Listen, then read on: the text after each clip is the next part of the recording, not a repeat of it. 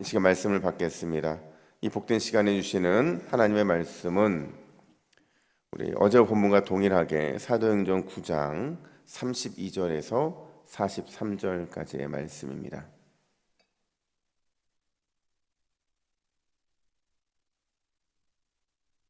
신약성의 201면에 있는 사도행전 9장 32절에서 43절까지의 말씀, 예수님 닮기 내가 원하네 두 번째입니다. 32절입니다. 그때에 베드로가 사방으로 두루 다니다가 룻다에 사는 성도들에게로 내려갔더니 거기서 에니아라 하는 사람을 만나매 그는 중풍병으로 침상 위에 누운 지 8해라. 베드로가 이르되 에니아야, 예수 그리스도께서 너를 낫게 하시니 일어나 내 자리를 정돈하라 한데 곧 일어나니 룻다와 사론에 사는 사람들이 다 그를 보고 주께로 돌아오니라. 요바에 다비다라 하는 여제자가 있으니 그 이름을 번역하면 도르가라. 선행과 구제하는 일이 심히 많더니 그때에 병들어 죽음에 시체를 씻어 다락에 누이니라. 룻다가 요바에서 가까운지라 제자들이 베드로가 거기 있음을 듣고 두 사람을 보내어 지체 말고 와 달라고 간청하여 베드로가 일어나 그들과 함께 가서 이르매 그들이 데리고 다락방에 올라가니 모든 과부가 베드로 곁에 서서 울며 도르가가 그들과 함께 있을 때에 지은 속옷과 겉옷을 다 내보이거늘 베드로가 사람을 다 내보내고 무릎을 꿇고 기도하고 돌이켜 시체를 향하여 이르되 다비다야 일어나라 하니 그가 눈을 떠 베드로를 보고 일어나 앉는지라. 베드로가 손을 내밀어 일으키고 성도들과 과부들을 불러들여 그가 살아나는 것을 보이니 온 요빠 사람이 알고 많은 사람이 주를 믿더라. 베드로가 요빠에 여러 날 있어 시몬이라 하는 무두장이의 집에 머무니라. 아멘. 여러분들은 어떤 칭찬 받을 때 가장 기분이 좋으시던가요? 목사로서 제가 가장 듣기 좋은 칭찬은 아마도 그 스승의 그 제자라는 말일 겁니다. 그 스승이라는 것은 예수님일 것이고 그 제자는 아마 목회자인 저를 향하고 있는 것일 겁니다. 왜냐하면 목사한테 있어서 영원한 스승이신 예수님을 닮아간다는 것, 그게 아마 가장 큰 기쁨이고 가장 행복한 일이기 때문에 그래요. 우리가 어제부터 살펴보고 있는 이 본문의 핵심은 뭐냐면 그 예수님의 그 베드로, 그러니까 그 스승의 그 제자의 모습이 어떠한지를 우리가 살펴보고 있어요.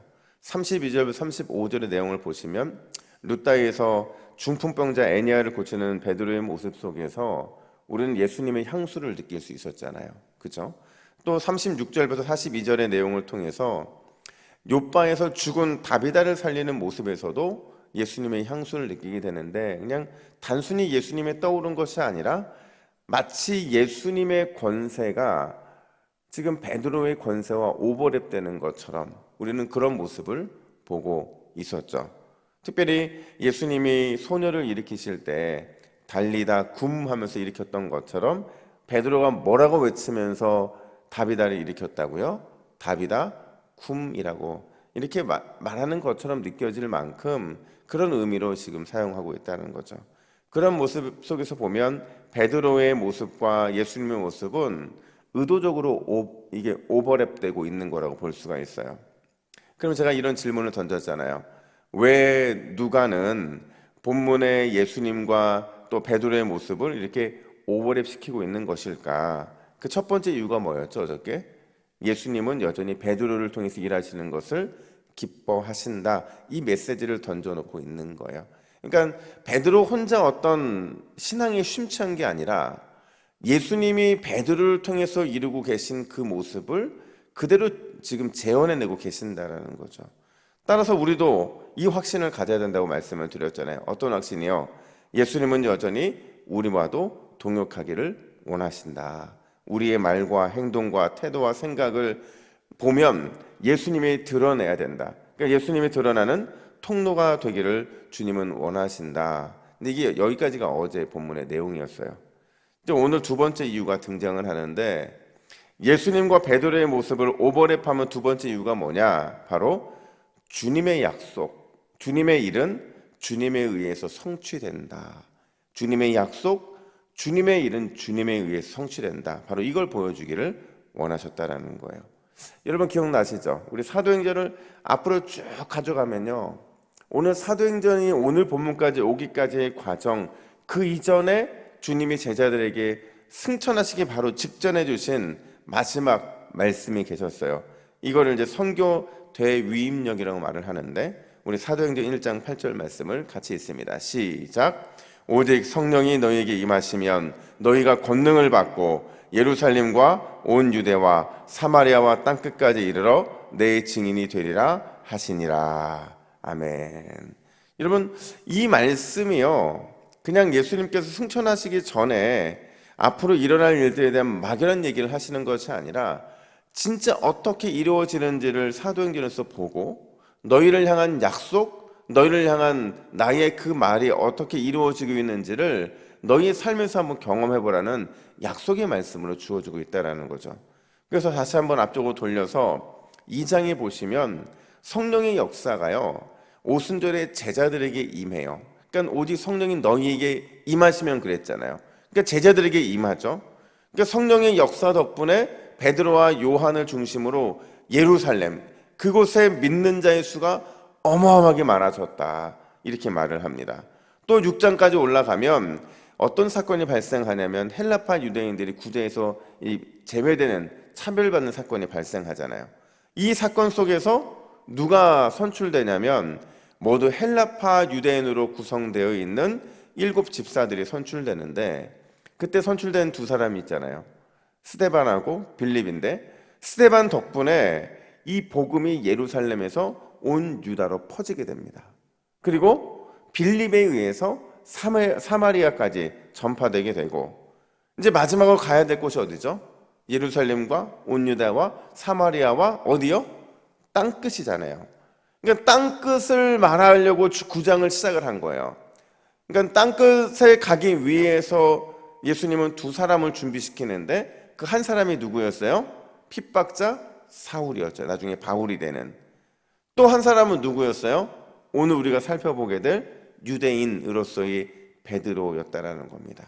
그러니까 이 두 사람을 통해서 복음이 전 세계로 쭉 퍼져나가게 된다라는 거예요. 자, 그러면 질문.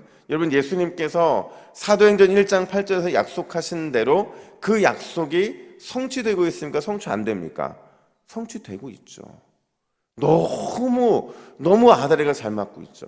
그러니까 주님이 약속한 대로 하나하나 그냥 그 순서 그대로 예루살렘에서 온 유대와 사마리아와 땅끝까지 복음이 전해지는 그 모든 과정들이 지금 계속 이어지고 있다라는 거죠. 근데 재미있는 건 뭐냐면요, 여러분, 사람은 바뀌어요. 사람은 바뀌어요. 주님이 사용하시는 사람은 바뀌는데, 이 사람의 바뀜과 상관없이 주님의 약속, 그 약속은 한결같이 계속 성취되어져 가고 있다라는 거죠. 이게 중요한 핵심이라는 거예요. 이게 무슨 뜻이냐면, 주님의 약속은 사람에 의해서 성취되는 게 아니라는 거예요. 사람은 단지 그 주님의 성취하시는 일에 도구로 쓰임 받는 거지, 주님은 주님의 그 약속을 차근차근 성취하시고 계신다라는 거죠. 여러분, 이 말이 얼마나 우리에게 큰 위로가 되는 줄 아세요? 주님의 약속은 내가 아니라 주님에 의해 성취된다는 사실이 얼마나 큰 위로와 큰 도전을 주냐면요, 이런 겁니다. 제가 정확한 그 상황은 기억이 안 나요.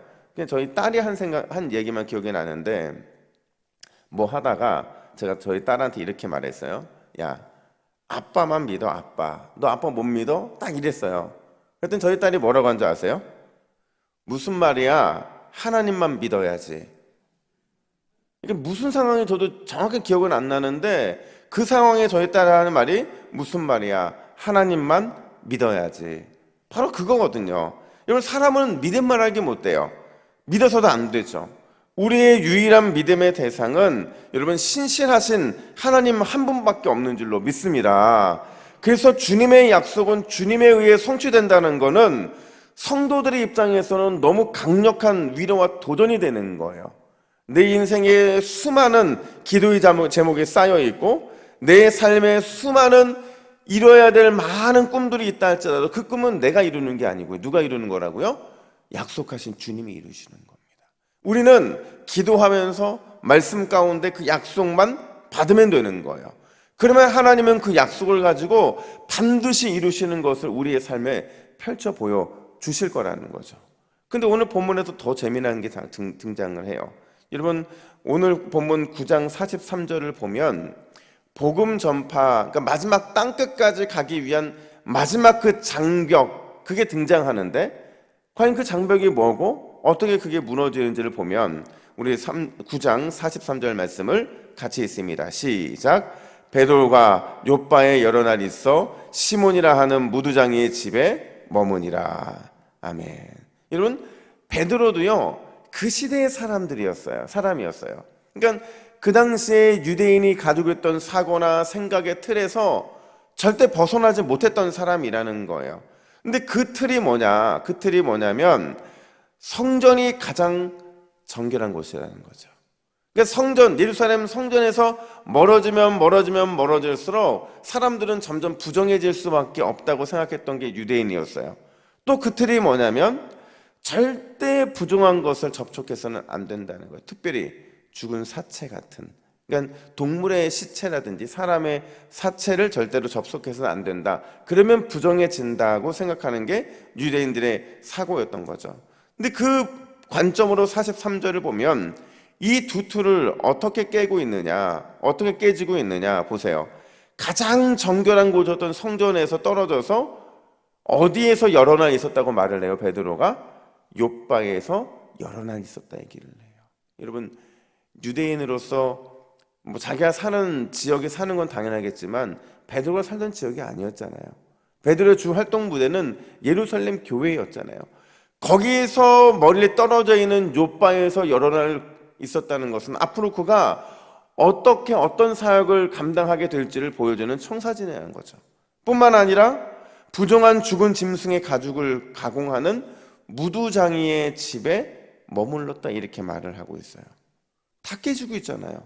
거룩한 것, 성결한 곳, 정결한 곳, 이런 모든 그의 생각이 지금 다 깨져가고 있는 거예요. 이게 뭘 의미하냐면 여러분, 베드로의 이 유대인들의 사고, 그들이 갖고 있었던 생각의 틀을 깨는 건 누구냐? 우리 내일 본문에서 살펴보겠지만 성령님밖에 없다는 거예요. 성령님만이 사람의 틀을 깨고 사람의 이런 모든 주님의 십자가 밑에서 갖지 말아야 되는 그런 모습들을 깰 수 있는 거는 성령님밖에 없다는 거죠. 또 바꿔 말하면 이런 얘기예요. 예수님의 제자들이라는 건 뭐냐? 예수님의 제자들이라는 것은 끊임없이 예수님을 닮기 위해서 내 안에 깰 거리들을 찾아내는 사람들이라는 겁니다. 내 안에 있는 깨야 될 것을 찾아내야 돼. 왜요? 그게 복음의 방해가 되니까. 내가 가지고 있던 생각들, 내가 하는 말들, 내가 하는 모든 삶의 태도들은 복음의 방해가 되는 거라고 한다면 그것은 깨트려야 돼요. 그걸 깨트려야 복음 전파를 위한 예수님의 동역자가 될 수 있기 때문이라는 거예요. 근데 우리는 안 깨죠. 깨려고 하잖아요. 깨면 불편하니까. 깨는 순간 내가 모든 걸 다 내려놔야 된다고 그렇게 생각을 하니까 그게 부담스러워서 우리는 깨뜨리지 않죠. 근데 이걸 누가 깨뜨리는 줄 아세요? 우리 주님이 직접 깨뜨리는 거예요. 제가 막 신학교에 들어갔을 때 예전 제가 섬기던 교회 담임 목사님이 한 간증 얘기를 해주셨어요. 그게 뭐냐면 최수동 목사님이라는 분의 간증이셨는데, 여러분 최수동 목사님이라고 아세요? 모르시죠?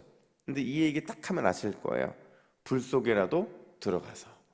이 찬양을 작사하신 분이 바로 최수동 목사님인데, 이분이 39년 동안 예수님을 계속 부인하고 살아간 거예요. 나는 예수님 믿지 않겠다 이러면서.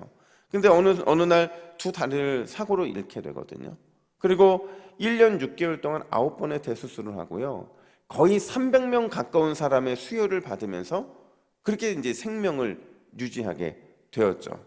근데 그가 이 시간을 보내고 나중에 이제 예수님이 자기를 얼마나 사랑했는지를 깨닫고 돌이켜서 생각해 보니까 잃은 건 자기 다리밖에 없는 거예요. 잃기 전에 주님을 만났어야 되는데, 믿었어야 되는데, 내 안에 있는 굳은 마음들을 깨트렸어야 되는데, 그걸 이루지 못한 마음을 이 가사에 담았던 거죠. 가사에 보면 이런 가사가 나오잖아요. 죄악된 세상을 방황하다가 천국과 지옥도 나는 몰랐네. 고집대로 영죽을 험한 세상이 왜 그리 더러운지 이제야 아네. 이제야 아네 이러잖아요. 그러면 이제야 아는 건 늦은 거예요. 성령께서 우리의 마음에 너 그거 깨트려야 돼. 너 깨지지 않으면 내가 직접 깨줄 거야. 이 말씀이 임하기 전에, 이제야 아내라는 고백이 있기 전에 우리는 돌이켜야 된다는 거죠. 그래야 우리에게 말씀이 의미가 있는 거예요. 여러분, 말씀이 우리에게 주어진 이유는 뭐예요? 이제야 아내 거기까지 가기 전에 주님께 굴복하게 하기 위해서 말씀이 있는 겁니다. 여러분, 기회는 있을 때 잡는 게 지혜이고 지혜로운 성도의 삶의 모습인 줄로 믿습니다. 오늘 우리의 기도 제목은 이거예요. 화면을 보시고 우리 두 가지 기도 제목을 같이 했습니다. 시작. 주여, 약속대로 이루실 신실하신 하나님을 오늘도 굳게 믿고 따르게 하옵소서. 내 안에 깨트려야 할 것은 과감하게 깨트려 주셔서 주님 주신 기회를 붙잡는 지혜로운 영적 경영자가 되게 하옵소서. 할렐루야. 우리가 이런 기도 제목으로 기도할 때에 오늘 우리 주님께서 우리를 주님이 쓰시기에 가장 아름다운 그런 모습으로 온전히 세워 주실 줄로 믿습니다. 아멘. 함께 기도하겠습니다. 하나님 아버지, 은혜와 사랑을 감사합니다. 하나님, 우리는 날마다 주님 복음을 위해서 깨지고 또 깨지고 부서지고 또 부서져야 되는 자들인 줄로 믿습니다. 하나님, 내 자신을 주님을 위해 온전히 깨뜨리게 하여 주시고 그런 나를 통해서 신실하게 약속을 이루어 가시는 그 하나님을 기대하는 오늘 이 새벽이 되게 하여 주시옵소서. 하나님은 반드시 우리에게 소망을 주시고 우리에게 꿈을 꾸게 하시고 그 약속대로 우리의 삶을 이루어 가시는 줄로 믿습니다. 그 신실하신 주님을 굳게 붙잡고 은혜의 보좌 앞으로 담대히 나아가는 우리 모두가 되게 하여 주시옵소서. 감사드리며 예수님의 이름으로 기도하옵나이다. 아멘.